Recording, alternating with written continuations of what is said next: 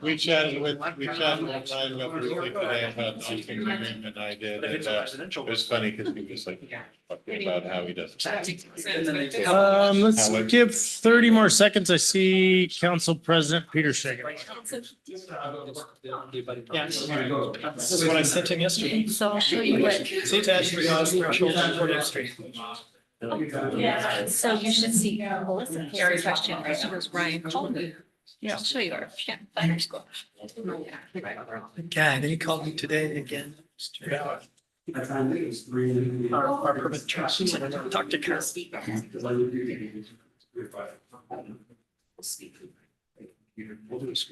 All right, let's go ahead and get started. It's June 25th, 2024. And we are going to have a city council meeting, the Lake Stevens City Council. We are down at the mill on Main Street in Lake Stevens. We are also live on YouTube, which will later be published on our YouTube channel. And with that, I would ask everyone to rise for the Pledge of Allegiance. Pledge allegiance to the flag of the United States of America and to the republic for which it stands, one nation, under God, indivisible, with liberty and justice for all. Great. Caitlin, can we get a roll call? Yep. Councilmember Tagent. Councilmember Donahue. Here. Councilmember Jorstad. Here. Councilmember Daughtry. Present. Councilmember Peters Hagen. Present. Councilmember Shipman. I did receive a note from her. She will not be here tonight. Thank you. And Councilmember Ewing. Present.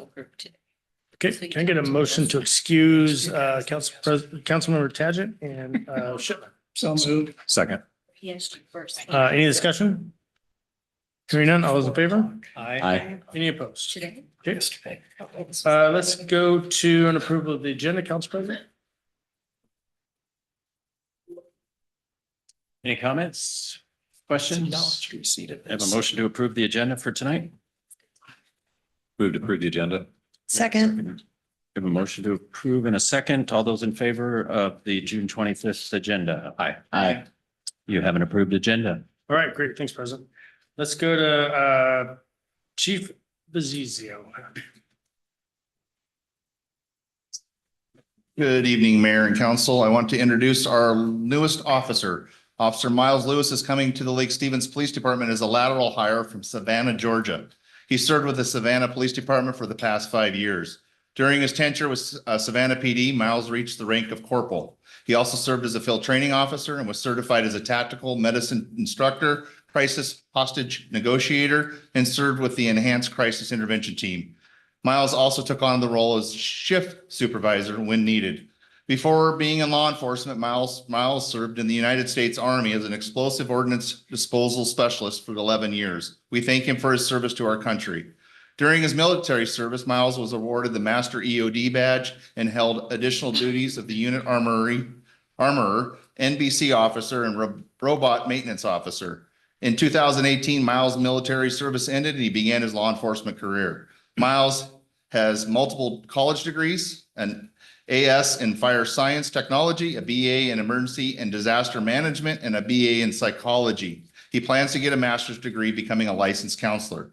Miles enjoys getting outdoors in his free time. He has already explored several local hiking trails in his short time here and cannot wait to take full advantage of what is in the area it has to offer. He also enjoys coppersmithing and reading. Miles, please introduce those that are here tonight to support you. Right now, I've got my ex-wife Alma and my child Asuna. All right, great. Nice to have you here. Mayor, if you can come forward and swear him in, that would be great.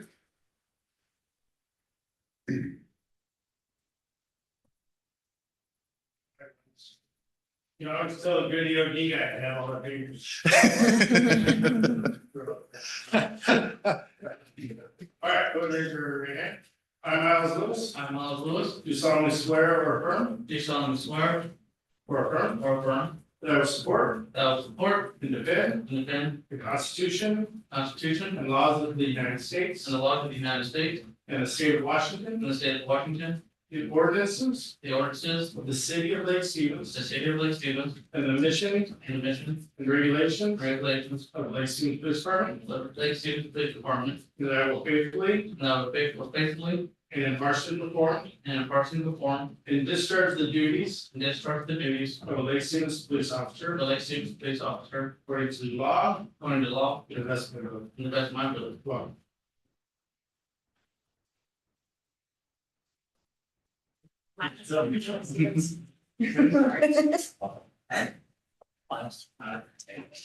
Thank you, Mayor. Thank you, council.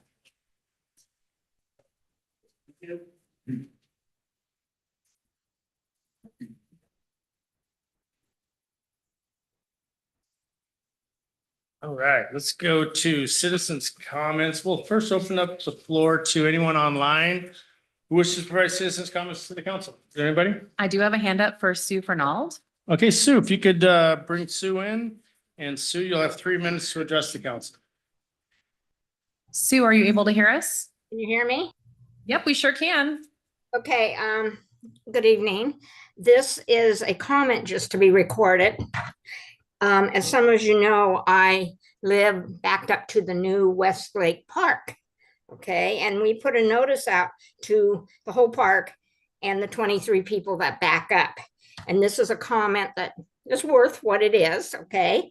The woman says, I think that's confusing. I'm going to go to the shore on the west side of the lake and find that park. So that's all I'm saying, is that sometimes we forget how people interpret things. Okay, thank you, Sue, appreciate it. And, okay, and how about Pete Fairbanks? You go to the podium. Pete Fairbanks, I'm in the Catherine Creek Loop where I live. Okay.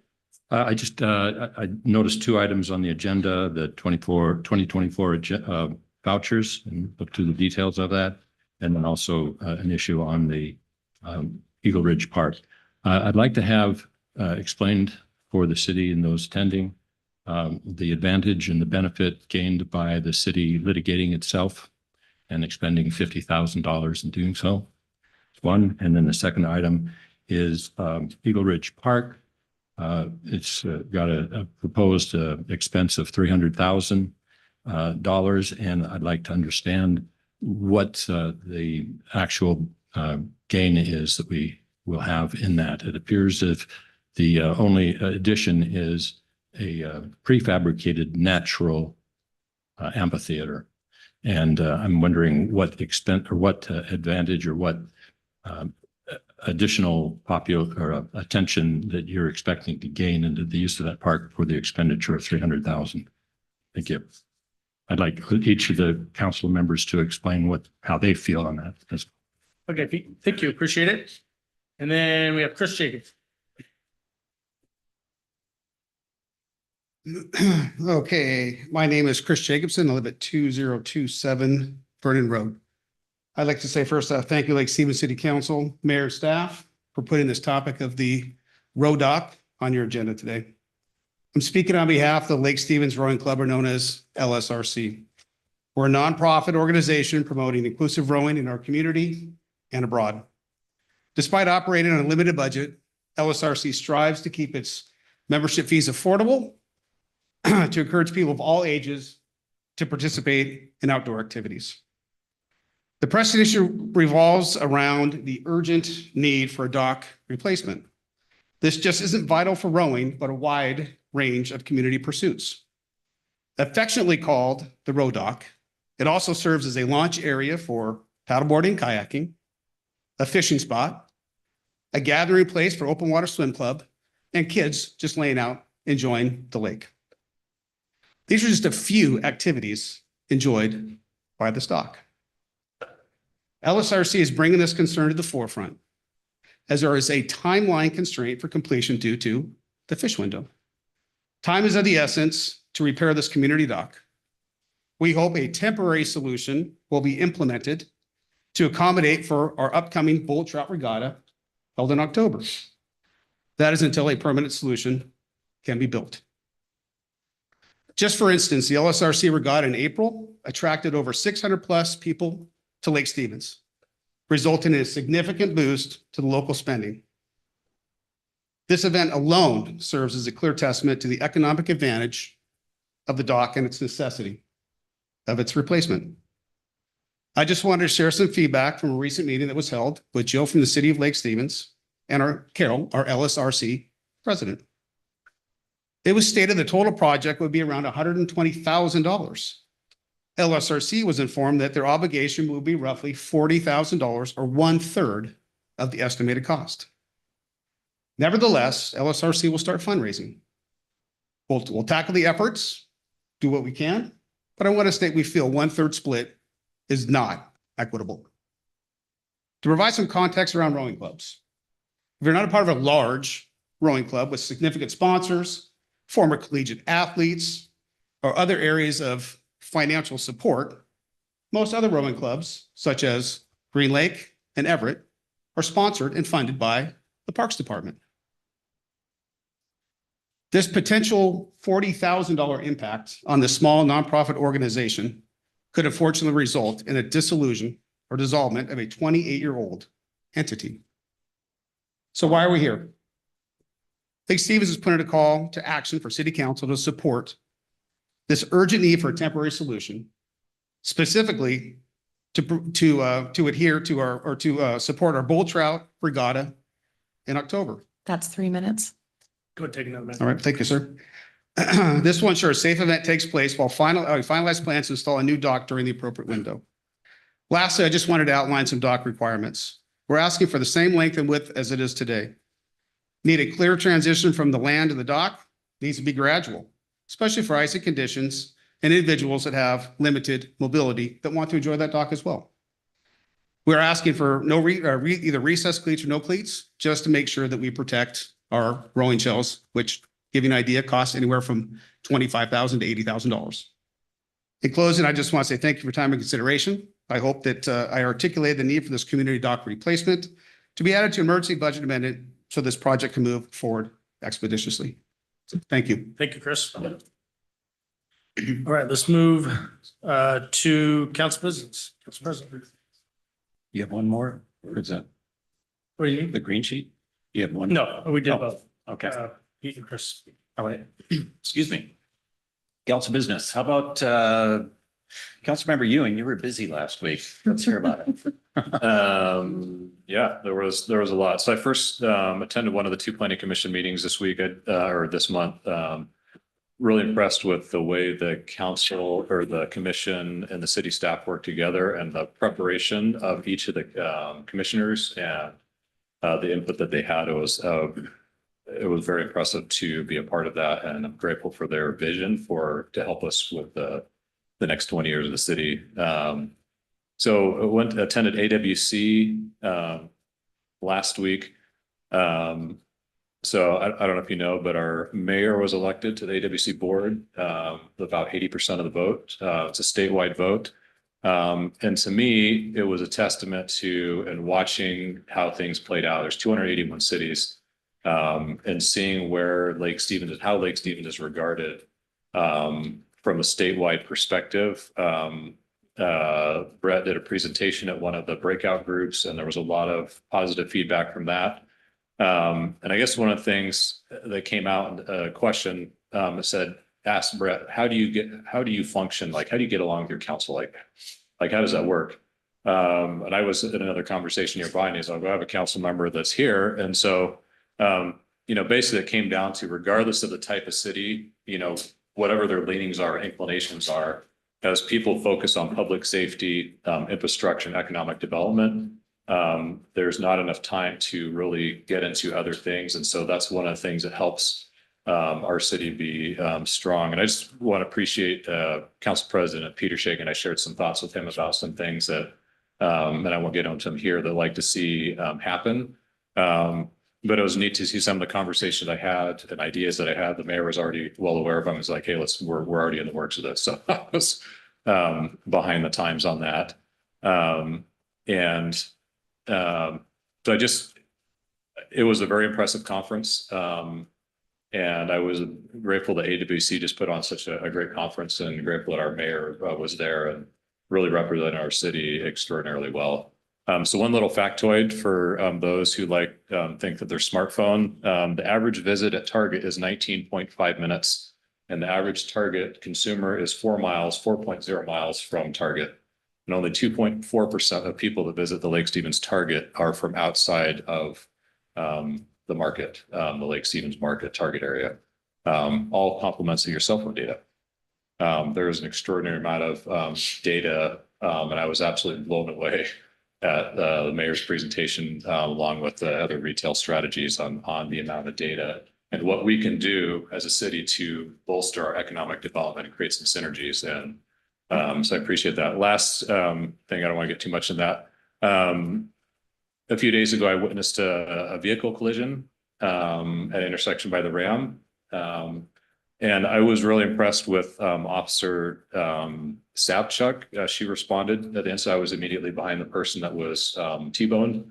And she just did a really great job of managing the scene. She was calm, she was professional, she was confident, and just did a really outstanding job of making sure that the victim was able to get the help they need, that the perpetrator who ran the red light was able to be managed situation. And so I reached out to her sergeant to let him know, but I know we don't always get the good side of what the public, our public safety does, but I'm grateful for that type of thing. And that's at least the second collision that I've had to be a witness for, almost that same intersection. And both times, our public safety folks just did a really great job of doing that. So Chief, we want to make sure that you're aware of that and your staff appreciate that type of professionalism representing our city in such an outstanding way. Thank you. Great, thank you. Councilmember Georgetown. Thank you. I was attending virtually last week, so I wanted to wait until I was in person to share a little bit about the Lake Stevens, the second annual Lake Stevens Pride event. It happened on June 8th, and estimates were that we had about 1,500 attendees. There were over 50 vendors. We had a great display by the Friends of the Library. They put a great area on for kids and families where there were bouncy houses and kids could earn tokens and buy prizes. That was pretty popular. We had a couple of great performers and a wonderful day. The weather was perfect. So super excited to be a part of that. And it was a great community event. We had a lot of attendees. So happy that we could have that in our town. That's all I have. Thank you. Great, thank you. Nothing from me. I didn't even say your name. Councilmember Donahue. Now, Nothing from me. thanks. Councilmember Daughtry. I also have nothing. And I have nothing tonight either. So Councilmember Ewing took most of my thunder on just about everything. Attended AWC. It was a really good conference this year, and very well attended. There's a really cool kind of energy about the conference that was different than the last couple of years. A lot more excitement. There was a lot of new electeds there, which was really neat to see, and getting folks involved. It's fun to see. So, good stuff. All right, let's go on to the next thing. Capital projects report. Aaron, you're up to bat. Great. Thank you, Mr. Mayor. I can keep this really brief, but I thought it would be helpful to let you, the council, know that 5 projects, capital projects, go into construction this summer, and this construction will begin in July. In your packet, there's a report documenting the 5 projects and general timelines and budget.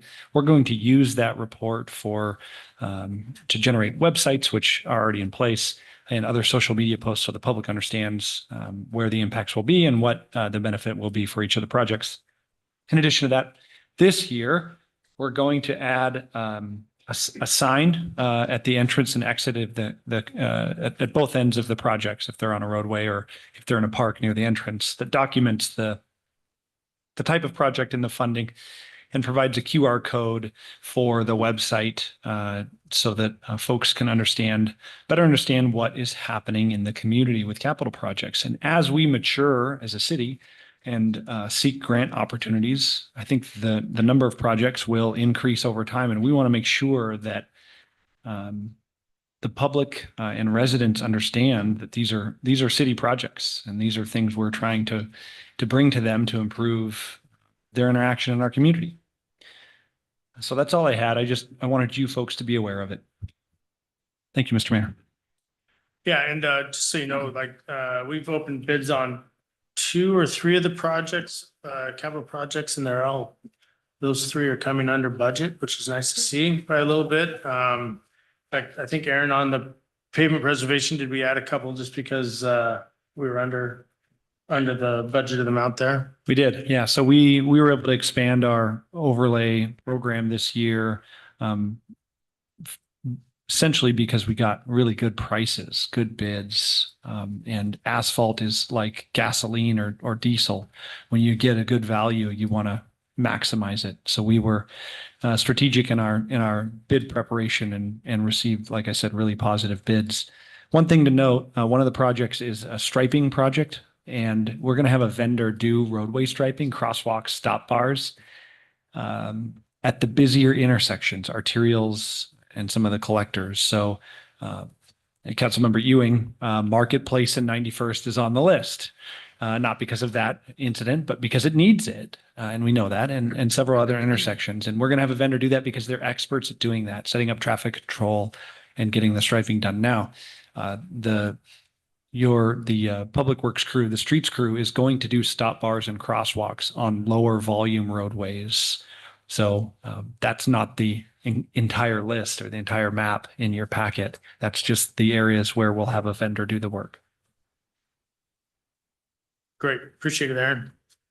Any questions for Aaron? All right, let's move ahead to consent agenda. Can I get a motion to pass the consent? Excuse me a minute, but I thought we were going to have. Excuse me. Department reports?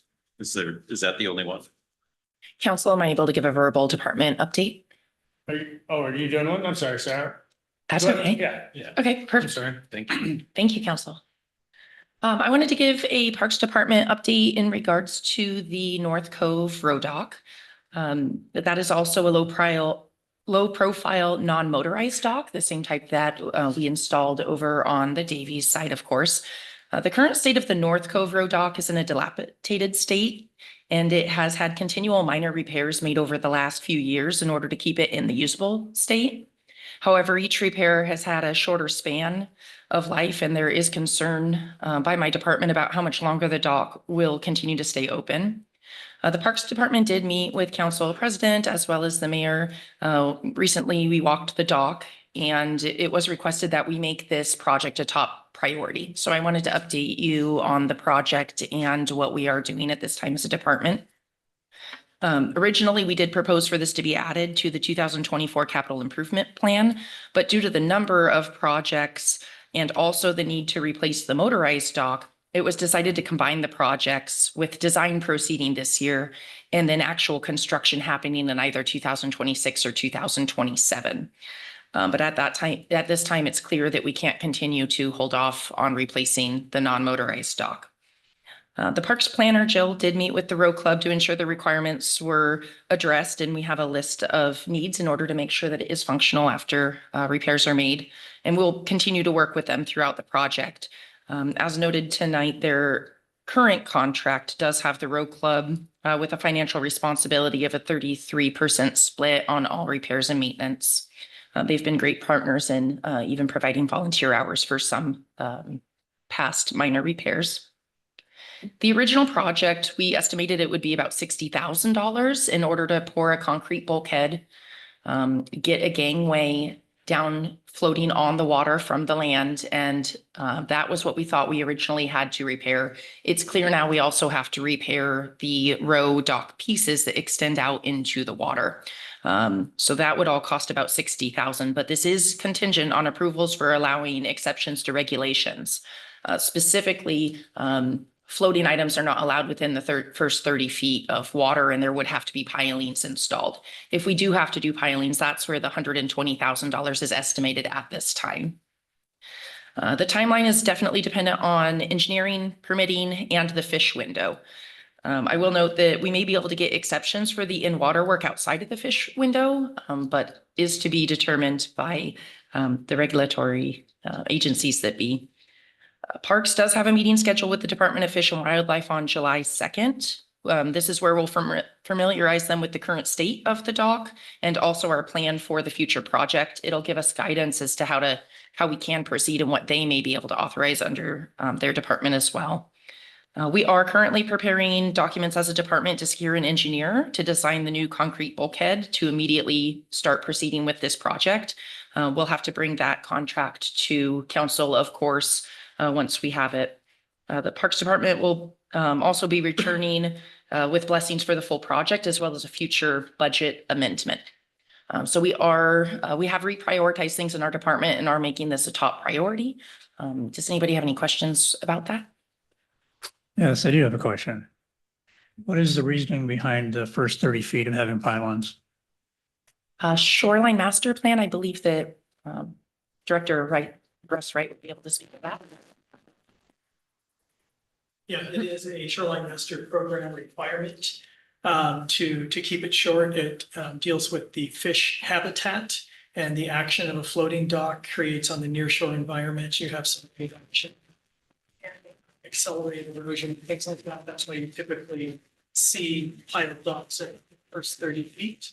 But as Director also mentioned, there are allowances through the initial use permit for these non-motorized craft to look for some different sort of configuration. So I believe in the conversation that we've had, that's what they're proposing to do. Okay, thank you. So the timeline, so our public comments today referenced a window for the regatta in the fall. So what, if things go as expected, how likely is it that happens? And so we have that in place for that event. It would be very tough to make that deadline. The first trigger point is going to be signing a contract with an engineer. So we're putting together that packet now in order to then get that out for bid and then choose a contractor to start that engineering process on the new bulkhead that needs to be poured. At that time, we can start applying for permits, but we do have to have engineered plans in order to proceed with the permit process. From there, whenever we submit permits, there are timelines as to which agencies and how long they get to respond. We do plan to meet with Fish and Wildlife on site, establish relationships, try to stress the importance of this in order to hopefully shorten those timelines. But we are at the mercy at the other jurisdictions and permitting process. Thank you. Is there any in-house capability to manage any of that engineering or other functions, or is that specialized enough where we don't have that? I do not believe that we do structural engineering in-house, although perhaps I'm not being corrected. We do not do that in-house. So that will have to be outsourced. Okay. So Sarah, since we met, this thing has kind of morphed into something way different than we talked about on the docks. So I guess I'm wondering what can be done from an emergency standpoint to take care of some of the safety concerns of that dock so that the row club can utilize it for their fall regatta. As Councilmember Ewing indicated or asked the question, we're not going to get Fish and Wildlife permit before October. Ain't gonna happen. And I think being a development director, Wright, would probably confirm that.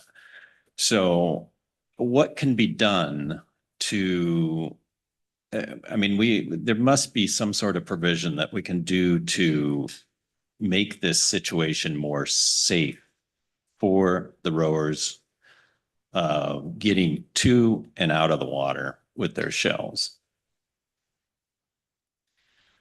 On April 18th, before the last regatta, my team of 4 from Parks spent 2 days between 2 to 4 people modifying the transition from land to the row dock. In 2 months' time, it has degraded to the state that it is today. In order to properly repair it, we would have to take out that entire section and replace it, and that is not considered a minor repair. Furthermore, the plastic grates that are breaking down the center of the row dock itself cannot be repaired. We took boards and have secured them over the top in areas that we were concerned about weak points. In order to properly repair that, they would have to be removed from the water, flipped upside down, unbolted, the grates replaced, and then put back together and put back in the water. And I would have high concern about us being able to complete that and get it back in the water. On top of that, we would have permits to look at. Director Wright, do you have any other comments on permitting for repairs? No, I wouldn't add a lot to that. I would just say it's not considered an emergency because it hasn't occurred because of an imminent natural disaster, some event on the lake, wind, storm. It's been a known maintenance issue for a number of years. And even if it is a repair, it still does have to go through a permit process. Hey, Sarah, where are we at on the idea of go ahead and purchasing the dock? And then asking Fish and Wildlife if we can float that out for the event off the existing. That is one of the items that we would like to propose to them on July 2nd to say, hey, what's the likelihood of you approving that type of, it would be a temporary permit in order to make that happen. But that is one option. Thank you for bringing that up. I didn't mention it. If we know what company we're going to be using to purchase the prefabricated dock sections, there's 3 predominant companies. We're going to go ahead and get pricing from all 3. We could order those at any time and have them ready. They're pretty light. 2 people can lift them, and we would be able to float them out on the water, perhaps connect them together and allow that to be used for the next regatta. And so that would just be a budget approval, and you would be doing that perhaps before the final permits are issued. But we would want to make sure reasonably sure that the final permits would go through. So you said floating that off of the motorized dock, Yeah, not off of the existing? yeah, I don't think it'd be good to float it off the existing No, one. because we don't want to use that. Yeah. If it's a safety hazard, we don't want to use it. But we shut off the boats anyway during the regatta, so we could put it off the end of the boat dock there.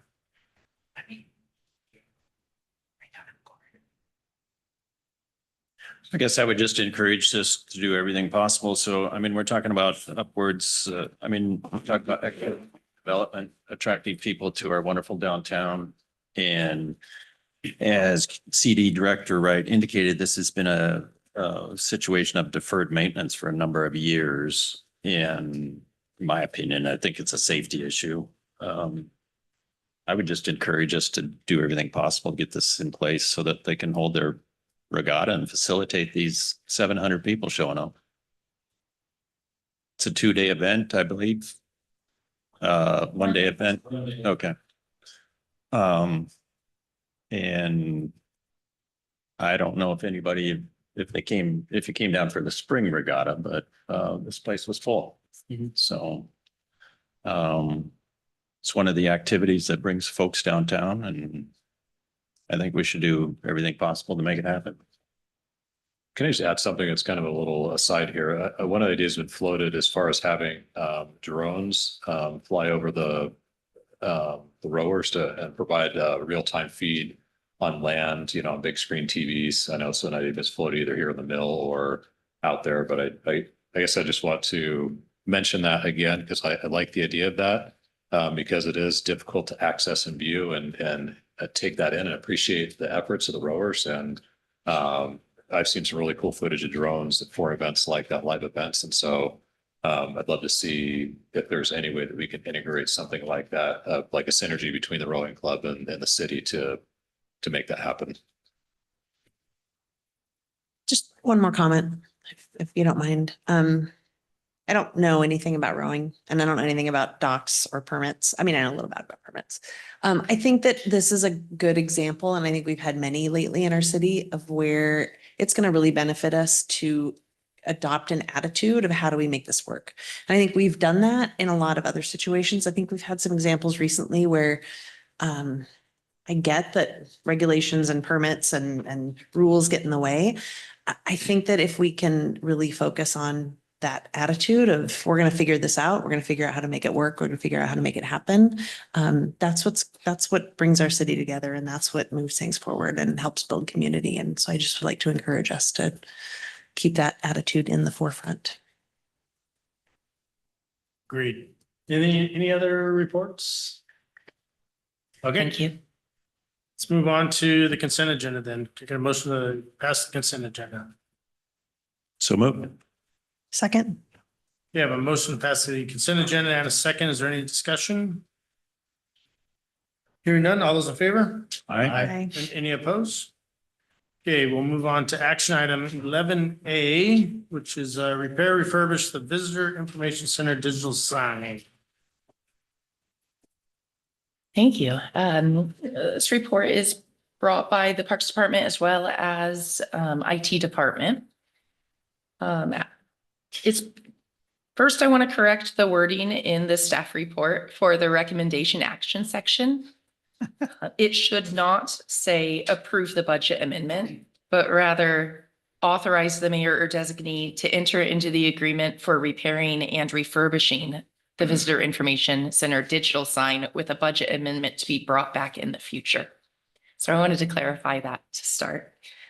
This project is being requested and brought forward because the digital reader board outside of the Visitor Information Center, which is located at Lundin Park, has not been updated since around fall of 2023. Essentially, we have both the Parks Department and IT Department attempted to reset the hardware in order to access it from our web portals, but it will no longer talk to the system. So we are unable to update that wording. It does need to be upgraded at this time. The proposed project would include not only updating the communications to a 4G cellular modem, but it would also replace the 3 acrylic letters that are fallen off and no longer legible. And then would also bring the reader board to your choice of either an amber color or a full color display. The difference between those 2 color options is a total of $776. And so the request for the project is right around $20,000 with the price difference between the 2 color options. Does council have any questions about the specific project or the sign? Is this a typical lifespan of signs like this? I don't know. Doesn't seem that old. I would agree. It doesn't sound like it is extremely old. It could be due to weather factors such as sun. I'm unsure why the communication module failed itself. Not sure if IT has anything to add there. Yeah, we took a look at it. Nick pulled it apart, and the controller board, there was a lot of moisture and corrosion inside the controller, and we think that's what the problem with actual connectivity wise. It's an integrated circuit, so there wasn't a lot you can actually do with it except for replacing the module.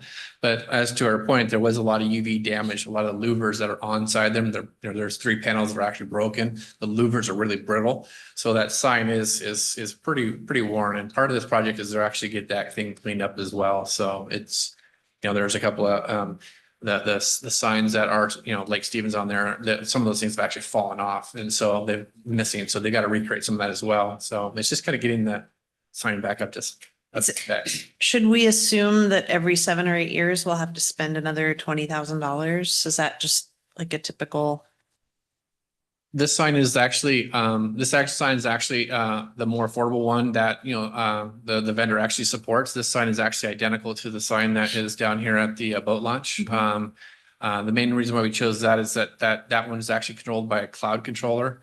So it's something that we can program at one location and control the signage to both locations.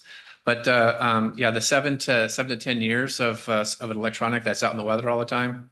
Most of these things come with a 5-year LTE plan. So typically after 5 years of that LTE plan, there's going to be something that you have to do on top of that to extend that. So some of these things do come with the support contract, to keep, have that vendor come out and service those things. And when they get to that 5-year place, they probably should have to do some sort of maintenance on that, or at least extending that communications package. So it's just one of those pieces of equipment that we've purchased a long time ago. And it just wasn't part of a normal maintenance, preventative cycle. So. So question for you, the 2 different color options that were presented, is there a staff preference? Because I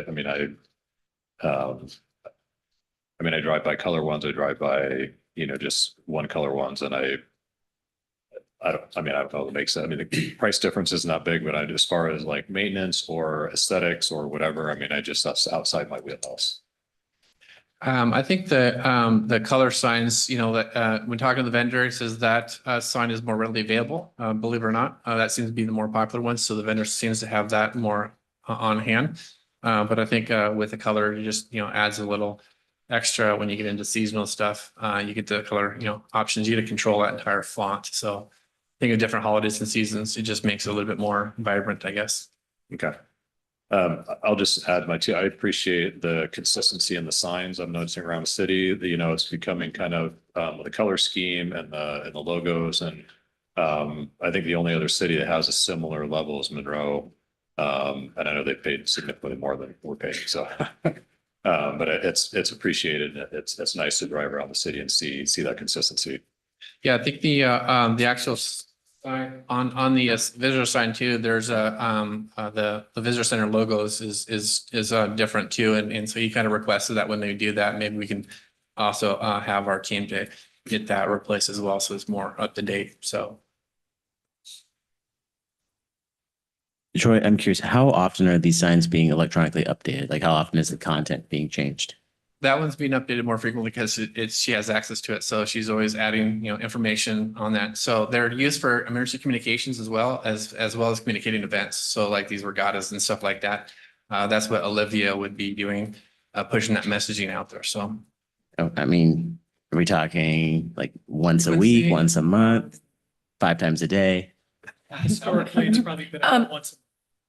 Typically, our events are advertised 2 weeks in advance. I think it was common for her to be updating about once a month. But if it could be updated directly, both of the signs from a computer, we also have the ability to pre-program it. So we could set the schedule and go ahead and program it all, and then it'll implement it as the timeframes come up. Yeah, there's the calendar feature on there. So you can pre-build out events and stuff like that, but ad hoc messaging anytime that we need to. Okay, and just to kind of circle back to Councilmember Jorset's point, so every 7 to 10 years, we would expect to have to replace one of these signs. Like I said, as electronics, you're talking about, you know, I would estimate that, you know, you should be probably seeing around 10 years if the equipment is holding up. You know, that's obviously how much moisture might get in there, corrosion. You know, when Nick took a look at the components in there, he didn't see a lot of effort put into securing moisture guard around some of the connections.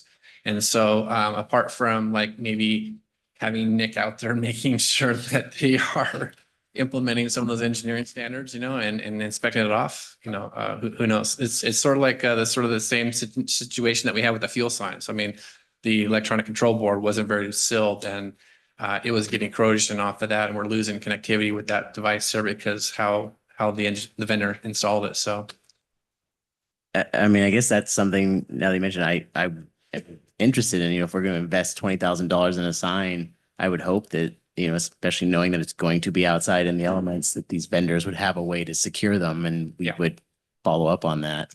Yeah, I requested that, you know, they do have a maintenance program for these. So like I don't know if it's in the SIG quote or not, but where they would actually come out and periodically clean and check and do health checks on that stuff. So that might actually kind of help, you know, make sure that it's, you know, giving a little bit more life out of it. So. Okay, thank you. Can we get a motion on this? So I'll move to approve the mayor to it's actual acquire the visitors information digital sign. The color sign. Option 2. Option 2. Okay, Second. I have a motion and a second. Is there any further discussion on the motion? Or is there any discussion on the motion? Hearing none, all those in favor? Aye. Any opposed? All right, thank you very much. Appreciate your work on that, staff. Thank you, Council. Let's go to 11B, Resolution 2024-06, property surplus. Russ. All right. Council, Mayor, Russ Wright, Community Development Director. So pretty simple request tonight. We have a parcel off of 20th Street Southeast towards the bottom of the hill where you get towards the trestle. We've held that property for a number of years after we surplus other properties. There are a few reasons there isn't immediate sewer service to that property. And we didn't know how marketable it would be. However, as the time has gone on, it's become an attractive nuisance because there's a home. Sorry about that. This one works. I needed to turn it on. So I will start over. So we have a property down at the bottom of the hill on 20th Street Southeast near the trestle. We had not surplus this one previously. It lacks sanitary sewer at the site, and there is an existing structure. And it's become somewhat of an attractive nuisance. And so the mayor and the city administrator and myself had talked about this property and decided it would probably be best to bring it forward to surplus to see if we can get it redeveloped for 1 or 2 homes and family back in this property. We did reach out to the staff and there was no need for this property for public purpose.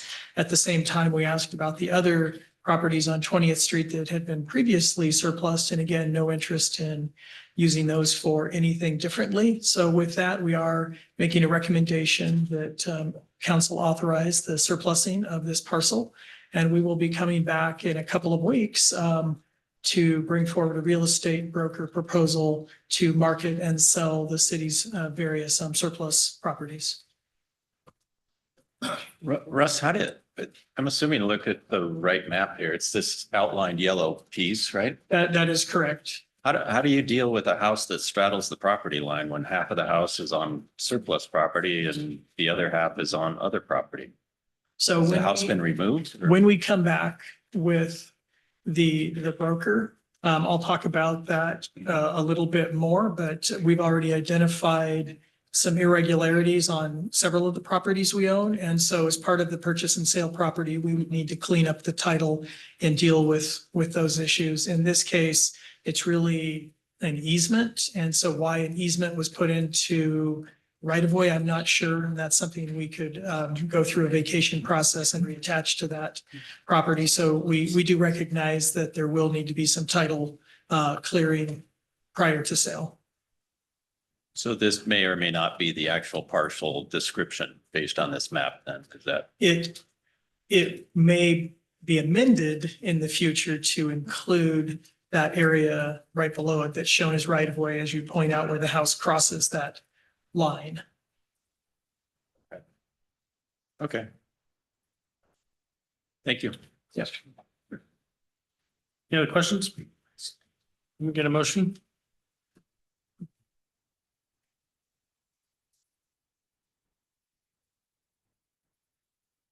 So move to approve resolution 2024-06. Second. You have a motion to pass resolution 2024-06, property surplus, and second. Is there any discussion? Hearing none, all those in favor? Aye. Any opposed? All right, thank you, Russ. Working on that, and let's go to 11C with Aaron. Good evening again, Mayor and Council. My name is Aaron Halverson. I'm the Public Works Director. I here tonight to talk with you about a real estate purchase and sale agreement between Snohomish County PUD and the city for a property adjacent to 91st Avenue Southeast and 20th Street Southeast. This property is owned by the PUD and the city constructed improvements as part of its 91st Avenue Southeast extension. The improvements include a sidewalk and some storm drainage, and I think some utilities as well.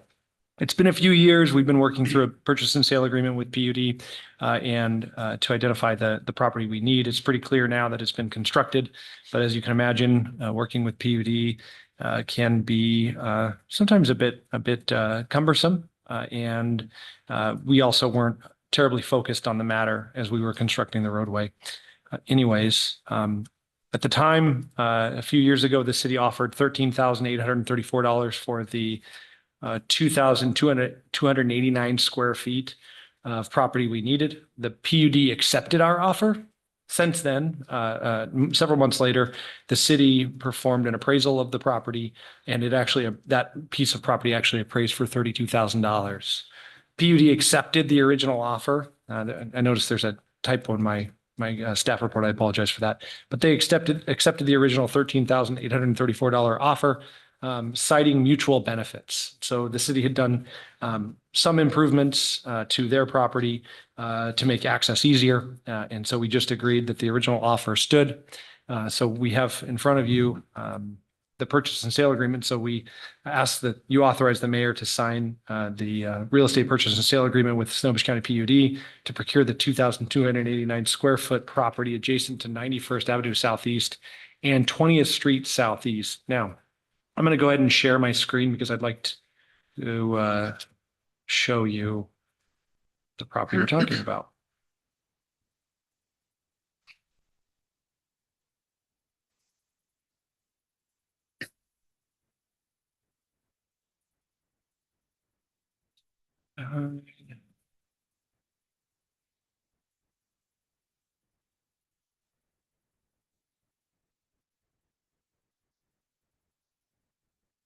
Can you see that? Okay, great. Okay, so this is the corner of 91st Avenue Southeast again and 20th Street Southeast. It's the south and west corner. As you can see, the property sort of outlined in the rectangle is owned by PUD. I overlaid the aerial screenshot with that property, those property lines. And you can see that improvements were constructed on their property. So we do need rights to that property. It will be dedicated as right of way, but that's the area where we're describing. Any questions? So the per square foot, I mean, I guess per acre is like roughly 270,000 for an acre. If we, take that out, I mean, 20 times basically the size to get an acre. Is that, not being a real estate person, how does that even enter into the equation? I mean, how did you guys come up with $1 per square foot price for that? Good question. So we use the assessed value of the property and divided it by the square footage of the property. So the county assessed value divided by the square foot resulted in the $13,000 offer. Yeah.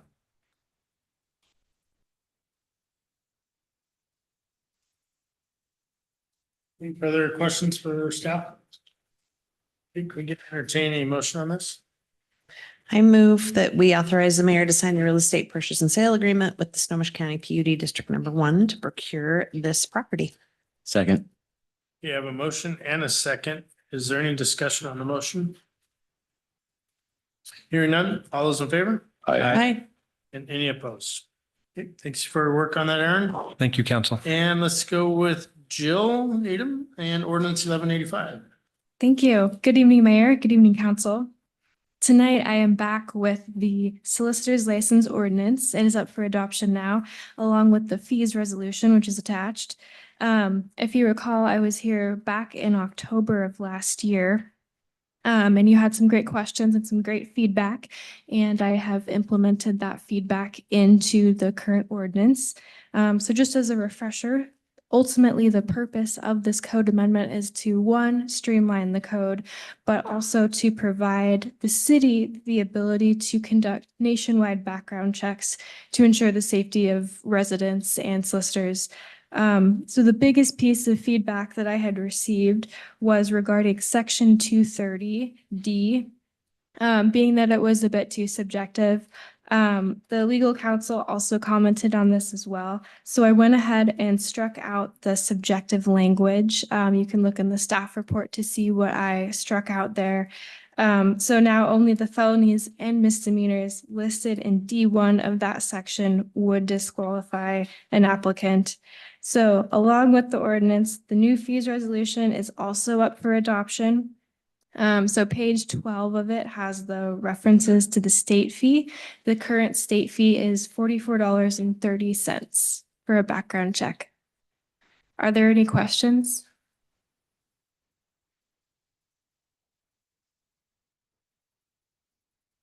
How long does that background check take? I'm not sure. I don't personally process them. Those are processed by the police department. Chief, do you happen to know? I have no clue. That's a records unit does that. Depends on the staff time when we'll be out there. Okay. So it could be quick. I mean, they just run it through the computer and it's an NCIC check. Just depends on when the staff report or the request comes in and gets processed. I know we do a lot of comparisons to other cities to kind of get ideas, like how does our solicitor ordinance compare to other comparable cities in terms of like requirements and guidelines? Yeah, so in the construction of this ordinance, I looked at several cities, 4 other ones, including Bellevue, City of Normandy Park. I think Mount Vernon was one of them. So this is consistent with several other cities.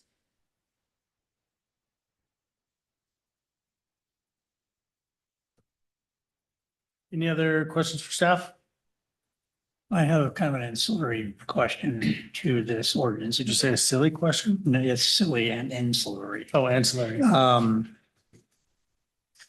In the last 2 weeks, we have had our doorbell rang 5 times by people with no solicitor permits. And when I bring that up to them, they of course go, "Oh, I didn't know about that," and then continue on and knock on doors and stuff. So really the question is, what do we do when we have somebody that isn't doing it properly? What do we do to take control of that? Especially because I don't think we've ever done it. I really don't know if it's an administrative in the code or if it's a charge, what the charge would be. Greg, do you have an idea what that solicitor license is? In the past, I've called the permit center to find out if a vendor was permitted. They have In to, only one case had they ever been permitted and the guy just didn't have it with him. Yeah. But And that's most of the time when we come in contact with them, like we had one just about a week ago, because Jill reached out to me to ask me if we've had any problems because she's seen on social media with a pest control company that's been causing some problems. We did have contact with one gentleman and we told him the process and to refer him to the city to get the proper permit. And he was very good with that and stopped doing what he was doing and moved on. So.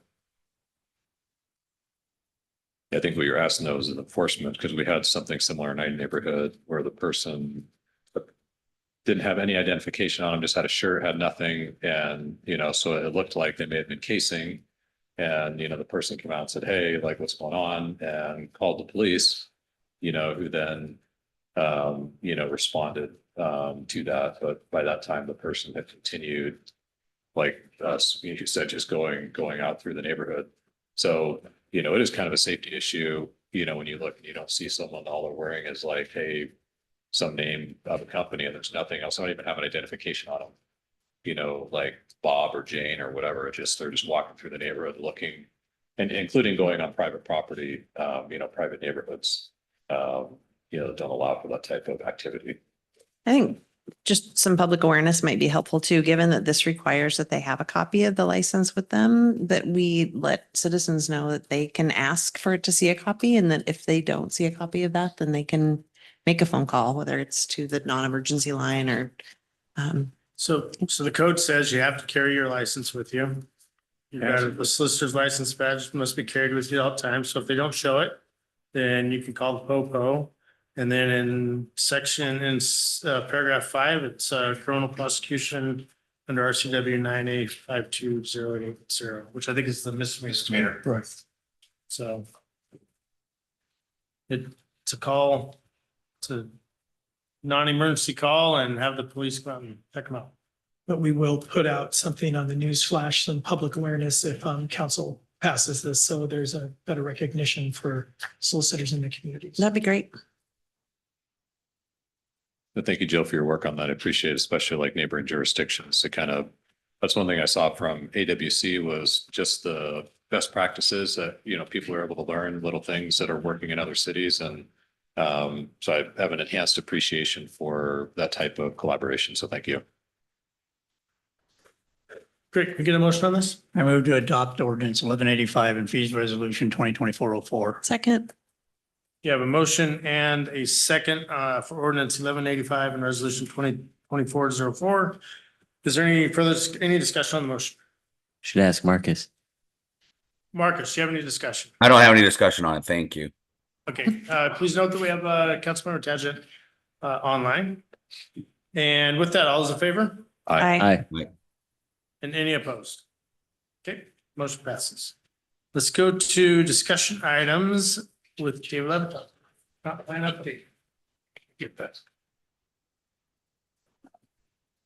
All right, thank you, Mayor, council members, David Levitan, Senior Planner. So I'm just going to give a quick update on the comp plan. We are in the middle, actually towards the latter part of our periodic update that's required to be completed by December 31st of this year. I'm just going to do a quick PowerPoint. I'm not going to go into great detail on the policies that were included for 4 different elements within the packet, but I'm happy to answer any questions related to that, especially if there are any items that you'd like to discuss or any topics that you want to make sure that we include. We're happy to try to incorporate that in. I wanted to follow up on comment from Councilmember Ewing commending the Planning Commission. They have been great. This material can be rather dense, I guess, in a couple different interpretations of that word. And they've just always come prepared, willing to discuss, really get into the details. So I did want to commend them on that.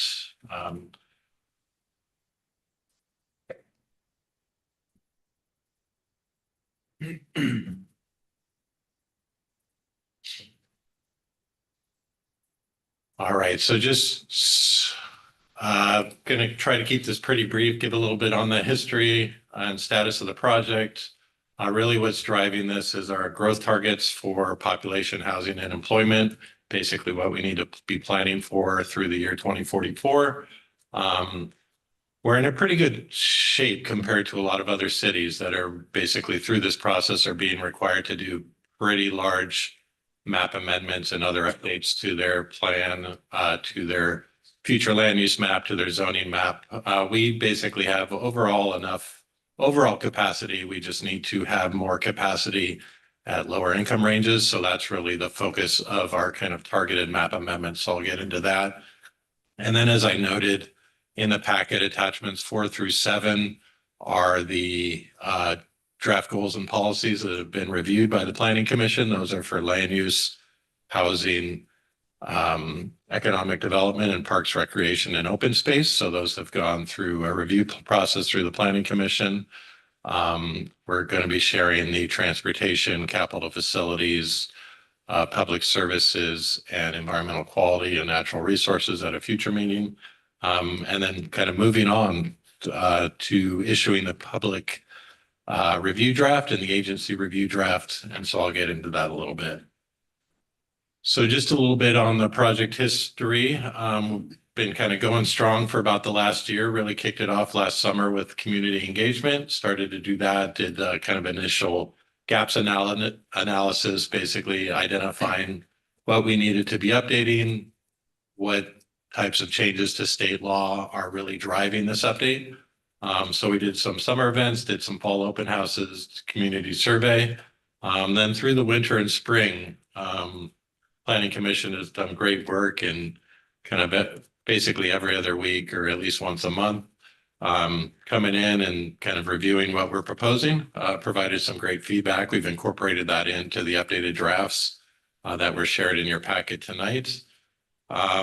We've had a couple of events in June, one that focused on transportation and capital facilities. We had our consultant Transpo group come, and really a lot of the focus was on active transportation and transit, basically some updated requirements where the city needs to be addressing a multimodal level of service. So not just focusing on vehicles, but also on active transportation projects, pedestrian projects, bicycle projects, and how we're going to comply with state law. So we'll be getting into that a little bit more at a future meeting. But that's really been driving a lot of that process. And so moving forward, we are required to do SEPA environmental review, so the State Environmental Policy Act.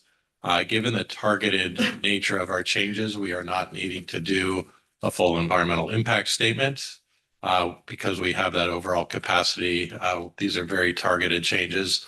Most of them are within our sub areas where we've already have done full environmental impact statements that have actually evaluated capacity above and beyond the projected housing needs, especially for the city. So we feel like we've done adequate environmental analysis, and we basically need to do an addendum to basically evaluate these targeted changes. So following that process, and once we issue the public and agency review drafts, we'll be having public hearings before the planning commission where they evaluate the project, evaluate the plan, and then make a recommendation to the city council. And then the city council will be holding a separate public hearing. So we anticipate that in the early fall. And then need to get it reviewed and basically approved by both the Department of Commerce and then the Puget Sound by PSRC. So just to provide a little bit of context, really what's driving this is our 2044 growth targets. So if you look at that right column, basically by 2044, the city needs to show that it can accommodate about another 9,600 people, 3,200 jobs, and just shy of 5,000 housing units. This does look backwards to the year 2019 or 2020. So the city has actually made pretty good progress over the last 3 or 4 years. We've added several thousand new people. We've added about 900 jobs over the last 3 years. So that's a little bit more than a quarter of what we're projected to need over the next by 2044. So another 20 years basically to accommodate those additional 2,300 jobs. And then we've built about 1,000 units over the last 4 years as well. So about 20% of our projected need there. And so I'm not going to get into great detail. This is probably a little bit more than I needed on this slide, but basically we need to show that we have adequate zone capacity to accommodate our growth. So that's really where the map amendments come in. Basically, we have more than adequate capacity for detached single-family residences, which are affordable kind of through a state formula at specific income levels, specifically 120% or more of area median income is the assumption as far as what you need to earn in order to be able to afford a detached single-family home. It's probably even a little bit more than that in Lake Stevens, but it's generally done at the state level.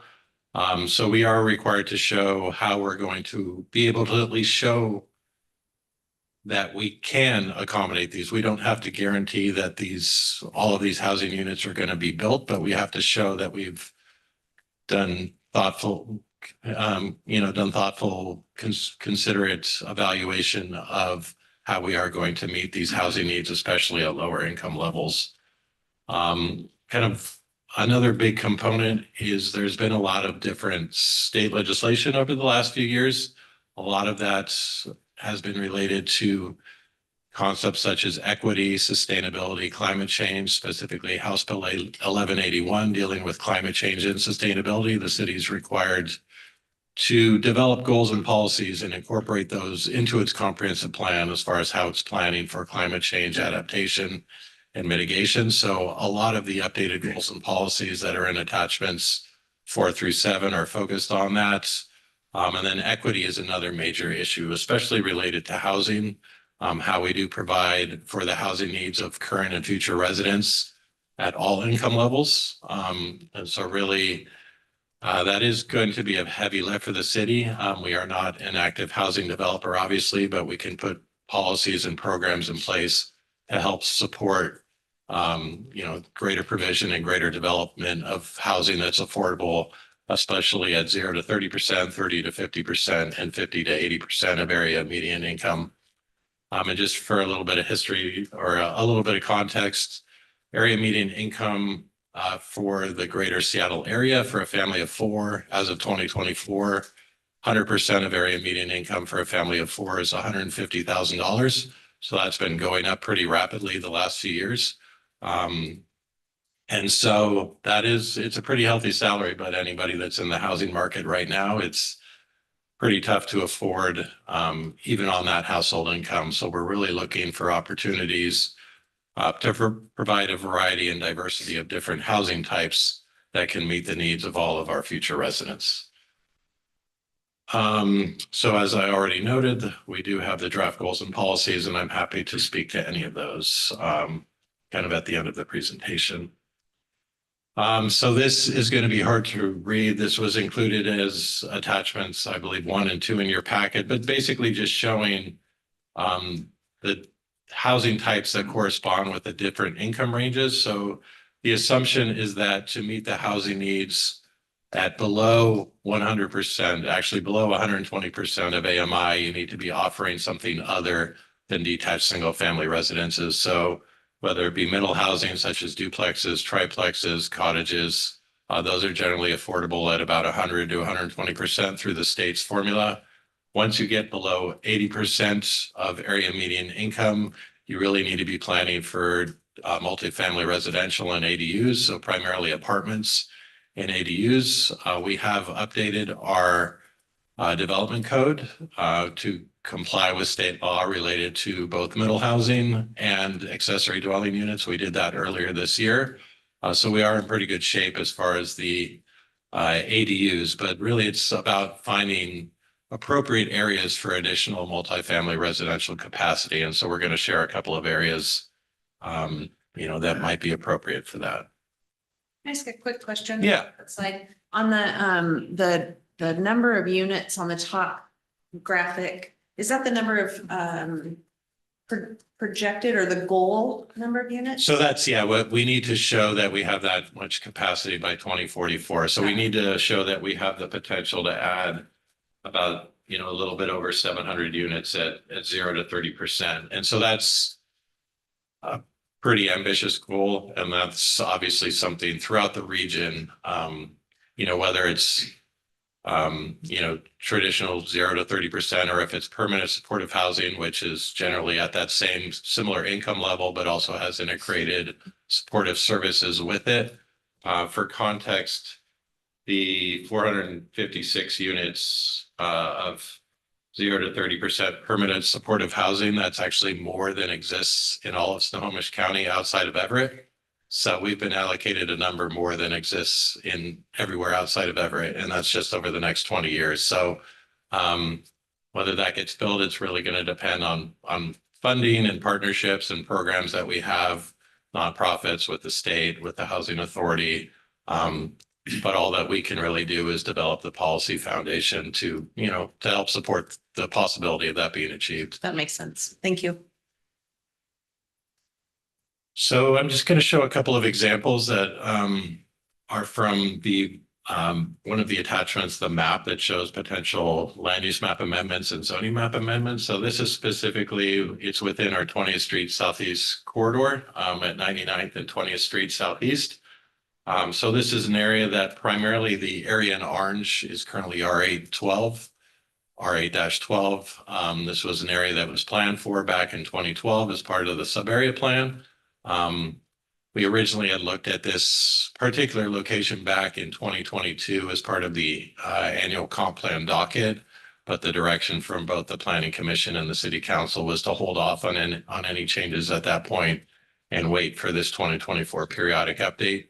So we have done some analysis there, showed that we do have the potential to add several hundred units of multifamily residential capacity that would help to serve our projected needs at those lower income ranges. We can develop goals and policies to try to incentivize the development specifically at those lower income ranges. But again, we're not a housing developer. We can just put in place the zoning and the policies to help to achieve these housing needs at those lower income ranges. Dave, can I interject Yeah. a comment right now? And so just for council's benefit, some of the areas that we've identified, if we're talking about multifamily or higher densities, we were very cautious in where we're thinking about citing those. We wanted them to be in relationship to shopping, to transit, to services. So to support that density, you need greater existing services that may exist in a detached single-family neighborhood. So that's why a lot of these would be located along arterials, collectors, bus lines, et cetera. So just sort of want to put that in context, what the rationale is as we make recommendations for areas, not just looking for large parcels with the capability of serving that population. Yeah, thanks, Russ. And so when we presented this to the Planning Commission, we had also included some optional areas. That area 1 there on the west side of 99th. We've looked at that as also potential for converting that to multifamily residential, kind of as you go further north on the west side of 99, becomes more encumbered by critical areas. It gets a little bit farther away from 20th Street. So we haven't proposed to pull it quite as far north there on the west side. But that was an area that the Planning Commission thought was appropriate for multifamily residential as well. We've also identified that area that's kind of cut off, but in the southeast corner. So in the red box is number 2, east of 99th, right along 20th. We've considered both that area, the potential for both multifamily residential and also for commercial. The Planning Commission thought that the frontage along 20th might be a little bit more appropriate for a commercial district zoning designation and that corresponding commercial land use designation.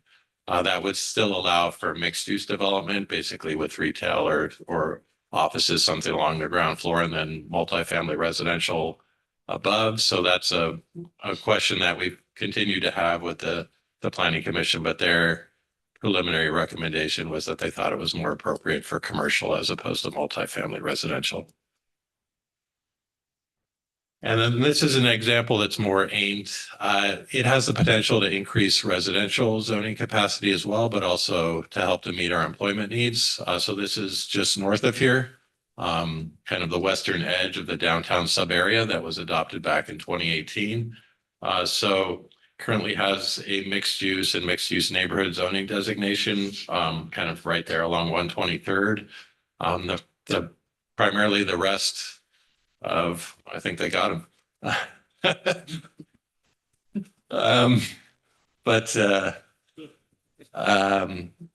Most of the rest of the area zones, central business district, and kind of we've evaluated that and the possibility of changing those land use designations as you get further to the west towards 123rd, and determined that that was probably appropriate, that it does have the capacity to add additional employment capacity. It obviously is served by transit. It's served by, there's services and restaurants and all sorts of other things nearby. So that seemed like an appropriate location. So that was an example of one that, provides an opportunity for increased both employment and kind of multifamily residential capacity. And then we had, similarly, we had floated that area 1 in the red box is currently outside the boundaries of the sub area. And we asked the Planning Commission to weigh in if they would support expanding those boundaries and then also including that as with the CBD or central business district designation. And they did agree with that. So that is a map amendment that we're considering and proposing at this point. And so that's a lot of information. As I mentioned, I didn't really get into the goals and policies that are in attachments 4 through 7, but happy to speak to any of those. Again, a lot of those were focused on the sustainability and climate change portion of it, but also there were a lot of this came out of House Bill 1220 and some of the other related housing bills over the last few years, where the city is required to provide the policy foundation for middle housing, for accessory dwelling units, for permanent supportive housing, for emergency housing. Basically, we need to show that we are compliant with state law. We're obviously going to be doing a lot of that through our development code, but the comprehensive plan needs to be consistent with the development code. So we want to make sure that we have adequate goals and policies in place that will be consistent with those implementing ordinances, most prominently the development code, once we get in and do some of those updates as an implementation item from the comprehensive plan. And so, as I noted, we do plan on providing just another quick update to the city council on the remainder of the plan before you go on your summer break.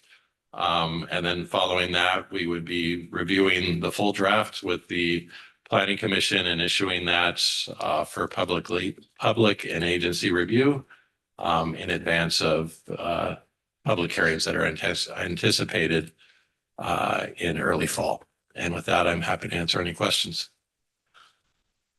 Thank you, David. Great presentation. So something that Council President Peter Shagan brought up about the impermeable surfaces and a lot of the smaller lots. If we are to try to place more, we have allowance for 1,000 square foot attached ADU and a detached With the smaller lot sizes, it seems impractical or possible to be able to add one of those with the limited amount of just impermeable surface already taken up between the driveway and the structure itself. Is there anything else in other jurisdictions they're doing to allow exceptions to that, to allow for, in the name of affordable housing, to allow that to occur? And looking at those numbers, it seems like that may be one option that is available to increase that.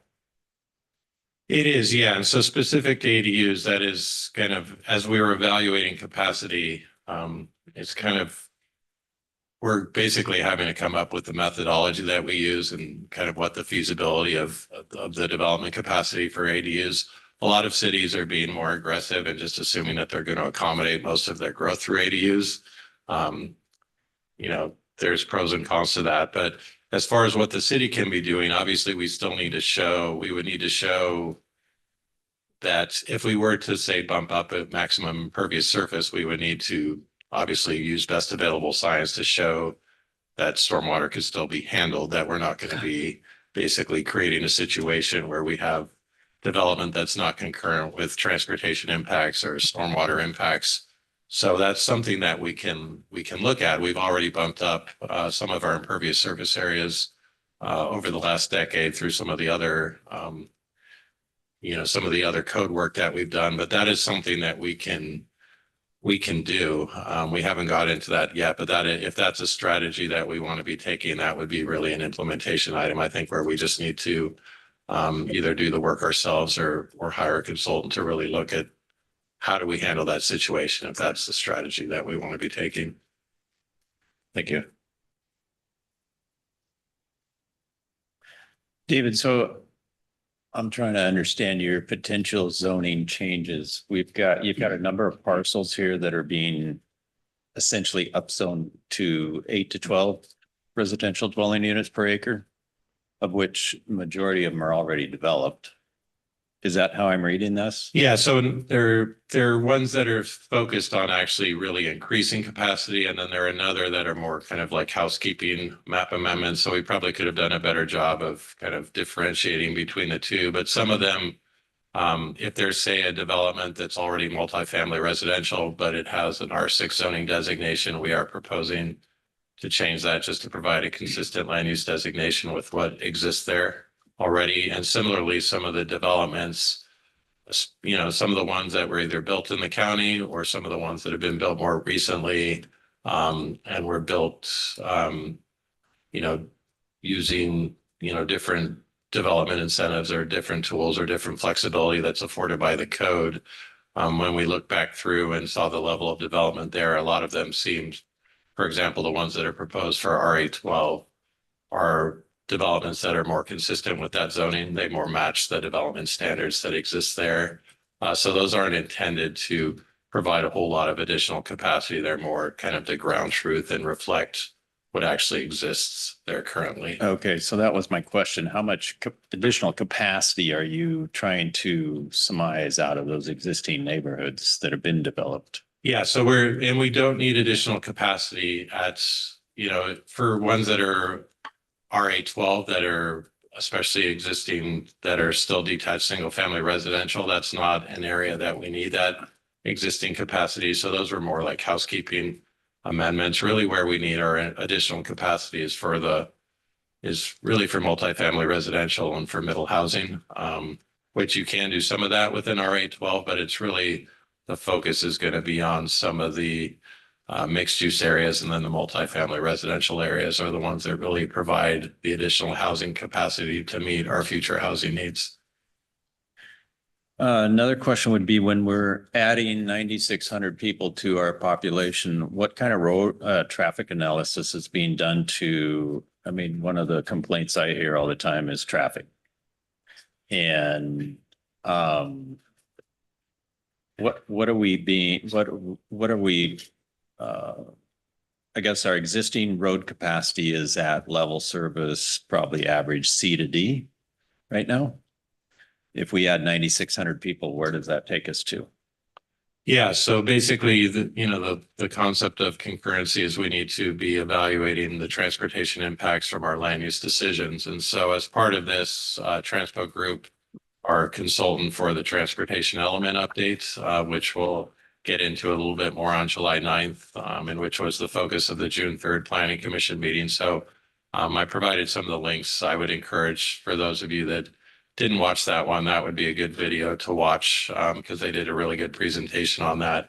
So basically they feed in our land use assumptions, like some of the map amendments that we're proposing, some of the additional capacity.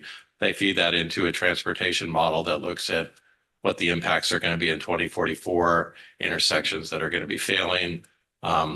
So they've done all that work, and we're happy to speak a little bit more to that on July 9th. But it's basically in identified areas that would be, essentially going down to LOSD or LOSE or F, basically starting to fail.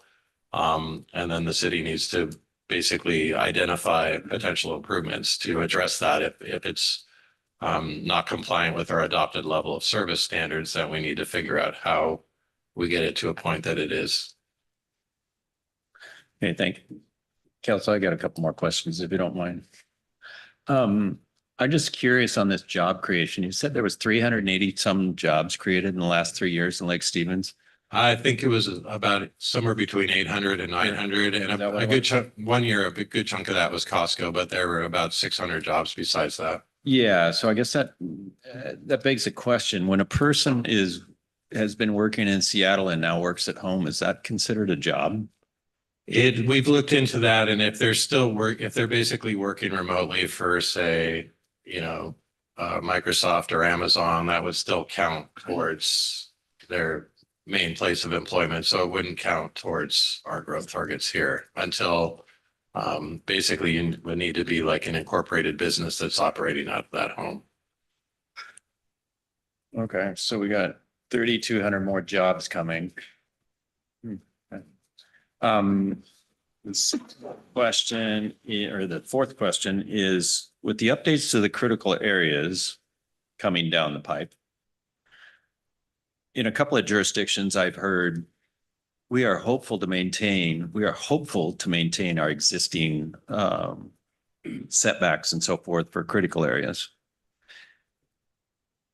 If history is the predictor of the future, that's probably not going to happen. So what impact do you think adoption of critical areas with expanded boundaries is going to have in regards to our buildable lands area? So we've met with I met with the Department of Fish and Wildlife, and then I've also spoken with Ecology. The critical areas ordinance update is going to be due by the end of 2025. So basically a year after the periodic update to the comp plan is due. And they've shared a bunch of the preliminary guidance, and it's actually, there aren't a whole lot of changes to the buffer distances. It's actually, I think, pretty much negligible. I've seen a couple areas where there are, but they're not proposing any major changes. So I don't think from a housing capacity is going to be severely impacted. I think it's always a delicate balance between natural resource protection and job and housing creation. And I think they realize that and need to provide a regulatory framework that allows for the implementation of some of these ambitious housing goals. So I don't know if that's been specifically factored in to the guidance or the kind of that they've provided or the anticipated changes in critical areas regulations, but whether it be an SMP update or a critical areas ordinance update, I haven't seen anything that points to saying anything as drastic as some of the recent changes to the building code or the energy code. Haven't seen it on the land use side of things and on the setback or buffer side of things. Okay, well, I hope not, but the energy code has been fairly drastic. So Yeah. even if there's changes to the critical areas ordinance. Yeah, so I don't think it's anywhere yet. It's pretty negligible. So I would use that as one end of the spectrum, and this would be the opposite end where they're not really proposing any real changes at all as far as what we've seen so far.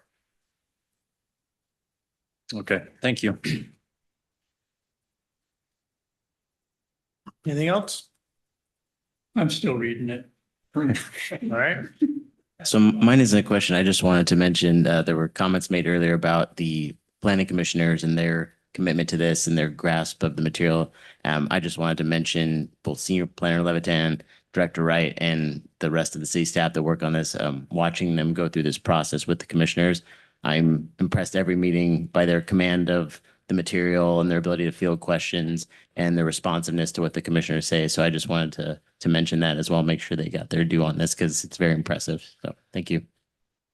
Yeah, I appreciate that. And your attendance at the meetings, and I've listened into some of the city council meetings. And I think you've done a really good job of providing nice and concise summaries of taking an hour of our discussion of policy and whittling it down to a 30-second, elevator pitch. Well, thank you. You make it easy with your presentations. They're very well organized and I definitely appreciate that. So thank you. Thank you. All right, great. Anything else? All right, any alibis on any other subjects? Like an executive session for 3 hours. Is there a second? No. All right. With that, I'll adjourn the meeting. Move to adjourn. Moved. Actually, you don't need to do I found out this last week. You don't need to do it. Yeah, but we do, so we're doing it. What? We do, so we're doing it. All right, good. Okay. Do I have a motion to adjourn? Move to adjourn. Let's stay here longer. We have a second for the 3 We have a hours. second and a motion. Any discussion? No discussion. Oh, you just want to have a vote? All right. Have a vote. Aye. Adjourning. All those in favor? Aye. Any opposed? Aye. All right, we're adjourned.